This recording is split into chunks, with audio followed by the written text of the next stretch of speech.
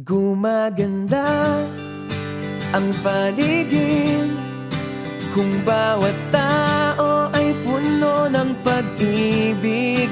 Napapawi ang bighati, masilayan lang ang iyong ngiti.